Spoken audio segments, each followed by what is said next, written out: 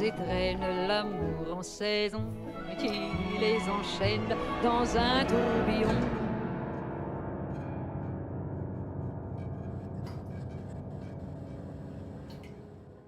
This Bed We Made is a mystery game where you're not a detective. You're just a maid in a 1950s hotel uncovering a story just by cleaning rooms. But the more normal everything looks, the more unsettling it starts to become. You go room to room doing your job, making beds, picking up trash, and slowly you start to notice things that don't quite add up. There are no jump scares, no monsters, no cutscenes explaining what's going on, just you and the quiet rooms as you slowly unravel everything.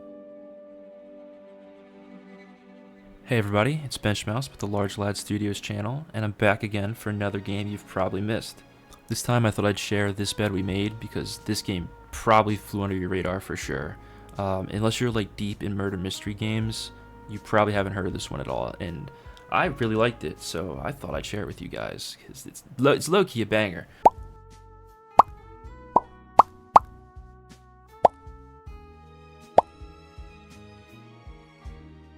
For things I like, I know everybody loves to use the word atmosphere, but it really works with this game. It has such a unique atmosphere, like it's so cozy and calm, yet so creepy at the same time. How about I call up there? You know, to make sure no one's home. Good idea. Just a sec.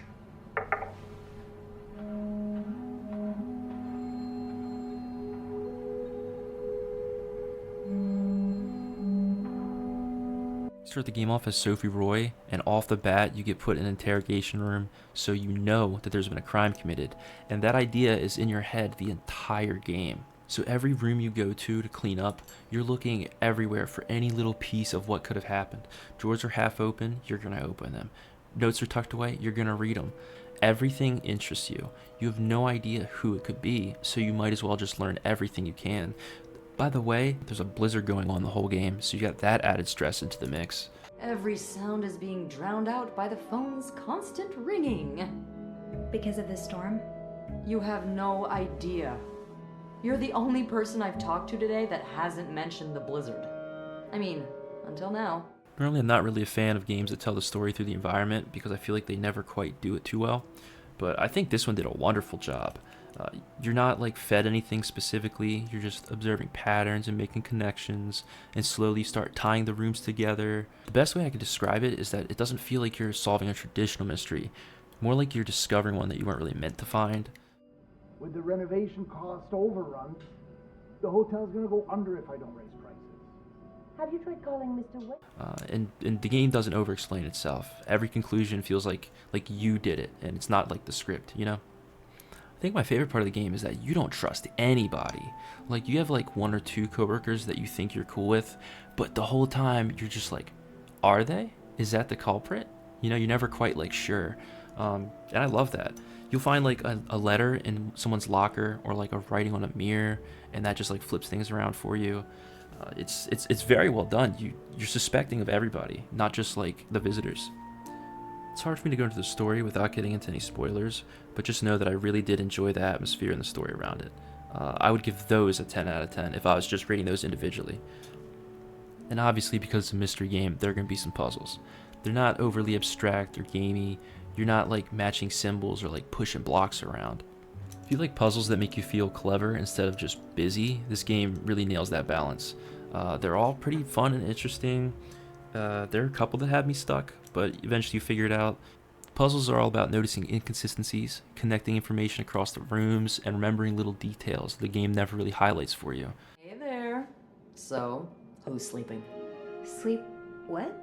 You were whispering just now on the phone, so I thought maybe Eugene or Bobby were napping in the break room again.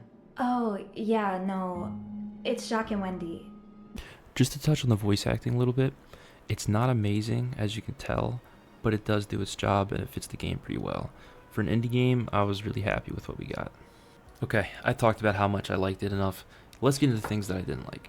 So, the first one I'd say is you don't have total freedom. So, there's usually like a specific way that you have to progress, and if you miss a detail, you have to go all the way back and retrace your steps to find out what you overlooked. That being said, there are details that you can overlook, so don't just assume if you're not forced to look at it, it's not important, because there are very important details that you can overlook. I wrote this down. It's not a deal breaker for me, but I do definitely need to mention it under the dislikes. It's not a fast game at all.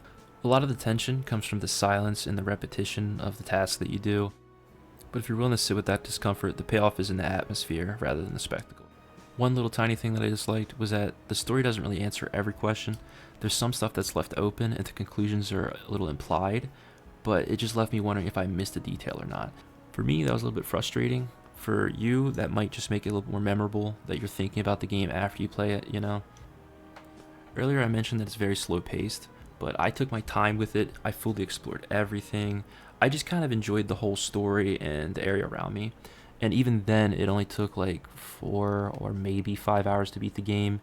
If you just crushed every puzzle and you kind of just zoomed through the game without fully exploring, you'll probably be done in like 3, maybe 4 hours. But if you haven't played a slower paced mystery game, I would not recommend that this is your first one.